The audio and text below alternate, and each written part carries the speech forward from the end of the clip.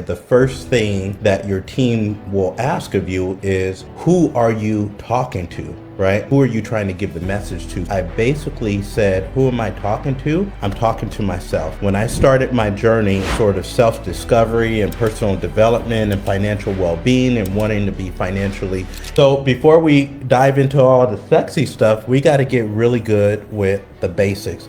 One of the things that she asked me is, she says, do you think I need a financial advisor?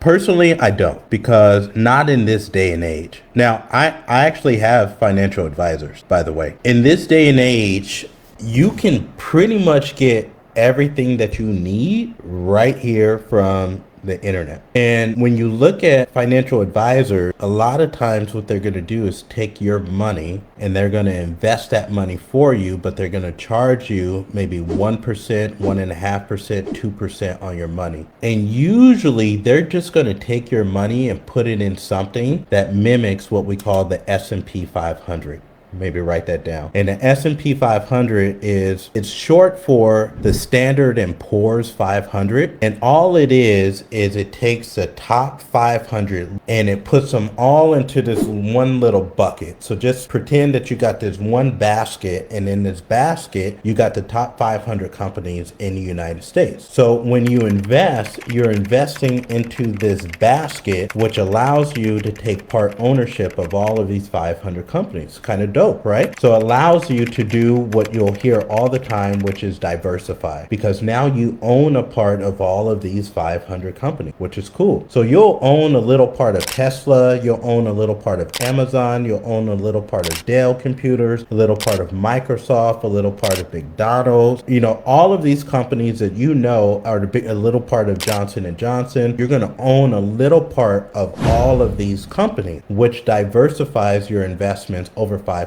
companies. Now, if one of those 500 companies starts to suck and they start losing market cap, then they are going to automatically fall out of that 500, and the next company is going to replace them and come into that type 500.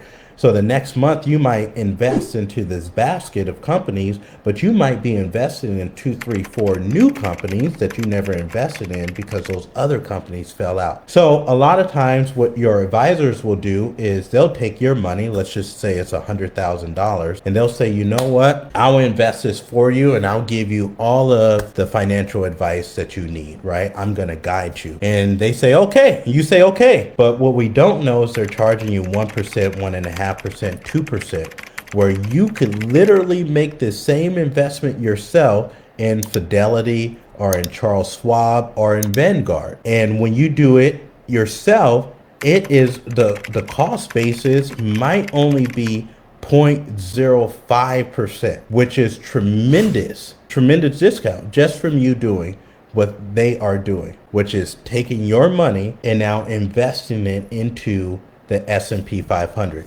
So why do we think about the S&P 500? Well, the S&P 500 is really the baseline. And most advisors will tell you that they cannot outperform the market. Write that down. They will literally tell you this. They will say, we don't time the market and we can't outperform the market, which means they invest your money for you. They cannot do better than the S&P 500. 99% of them cannot. And they will actually tell you that.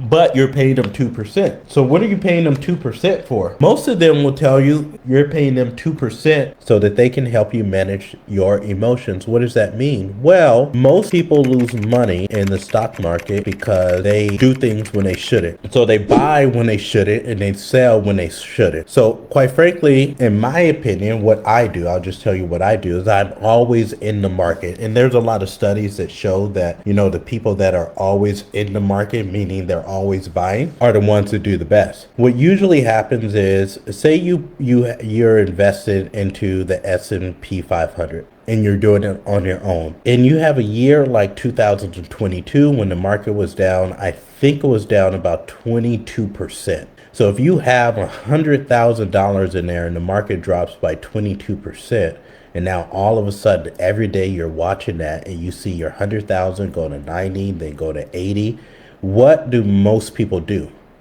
They panic, right? Because I told you, human beings operate off of emotion. And anytime we see loss or lack, right, we have a fight or flight syndrome that we tap into. So anytime we feel like things aren't going well, then we're either going to freeze, we're either going to fight, or we're either going to flight, we're going to run, right? And so when people see I'm losing, they usually get scared. And when they get scared, they run. So when investors do it, they get scared and they take their money and they say, oh crap, the market is falling. I got to take this money out and I got to go run. They always lose their money when they do that. So advisors will say, my job is to help manage your emotions. So when this thing does take a dip, you don't take your money out, but you do the opposite, which is you invest even more. Wow. See, most people don't have that sort of emotional ability. They call it emotional intelligence. They call it emotional management. And so advisors would say, you're paying me 1%, 1.5%, 2% because I am going to help you manage your emotions. So when this thing does drop, you don't take your money out.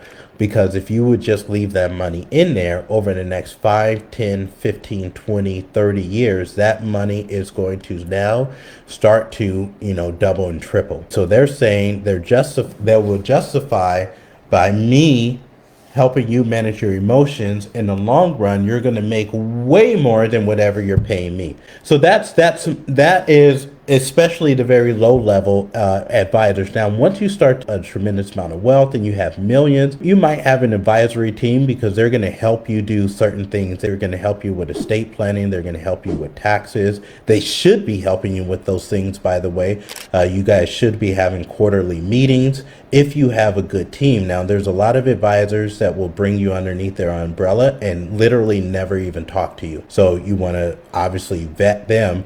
But for most people that just want their money to start growing and working for them, then you can easily invest into the S&P 500 and just have that start to grow for you. So let's take a look at the S&P 500 because basically this thing has been going since 1928. And on average from 1928, it's given about on average a 10% return on your money. So you can go to Vanguard right now. Again, you can go to Fidelity, you could go to Charles Schwab, and you can open up an account that mimics the S&P 500. And you can start investing as little as $100 into this thing. Okay. Now, what's so crazy is this is the way compounding works. So let's just say you start investing $200 a month into this S&P 500, right? So let's just say your initial investment was $200. And so that means you're going to invest $2,400 over the year, right? And let's just say on average, we're going to have a 10% return. And let's just say you did that for the next 30 years. At the end of 30 years, you would have $400,000, okay? And out of that $400,000, 326,000 of it would be money that just grew on interest. What does that mean? $326,000 of it was the best money that I like to make, which means money you didn't have to do anything for. And if you read my book, The Richest Man in Direct Sales, I talked about something called echo income. How can I get income to go out there and like a boomerang come back to me without me having to freaking work for it? How can I do that? How can I find opportunities? How can I make investments? How can I put this money out there and have it keep coming back to me without Jamil having to actually work for it? Now, I'm going to work because God has anointed me and ordained me to work, right? This is how I give back to society. I find people to help. I find people that have problems, and I wake up every day trying to help them solve their problems, right? So I'm going to do that because that's my job to really sow into the kingdom. And I'm going to do one of the Frazier philosophies is we always do more than what's expected. So I'm going to go out there and I'm going to service the community and I'm going to get money from that, right? I'm going to work, but then I'm going to use that money to now go out there to make more money for me, have more kids for me and grandkids for me, money grandkids, and then come back to me without me having to do what? Anything.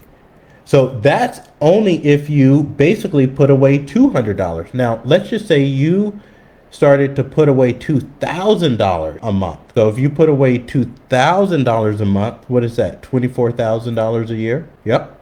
And let's just take that same thing at 10% over 30 years. Now, my friends, you have $4 million at the end of that 30 years, and $3.2 million of that 4 million was money you did nothing. You did nothing. All you did was invested it. You have to understand this. 30 years from now, I will be 72 years old. Okay, so you're telling me if I could figure out a way to put away $24,000 a year and just invest it in the most basic thing, which is the S&P 500, you're telling me that when I'm 72, I'm going to have an additional $4 million, and 3.2 million of that is for nothing that I did. I didn't have to be bright. I didn't have to go to school. I didn't have to have a baccalaureate degree. I didn't have to have honors classes.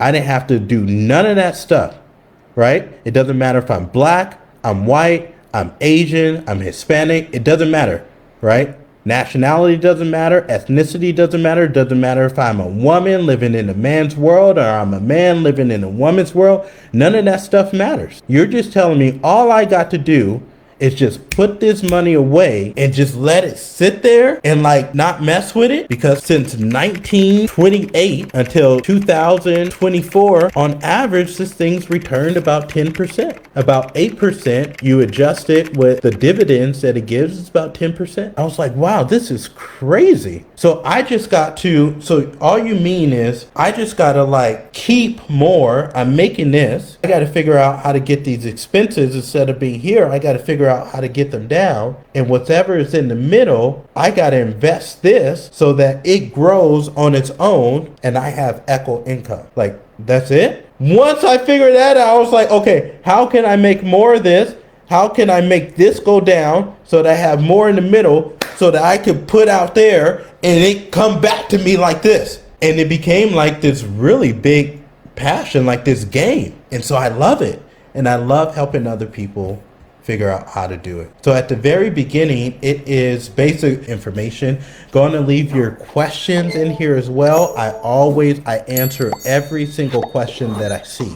I might overlook something, so I won't answer it, didn't see it. But if I see it, I will answer it. And keep a lookout. I have a workshop, a financial workshop that I'm going to be launching here, a 3-day workshop to where I'm going to basically take people from A to Z in the investing world. You probably can't get any, there's probably not much to do after private equity in the investment. Have an amazing weekend, everybody. Go on and add people to this group.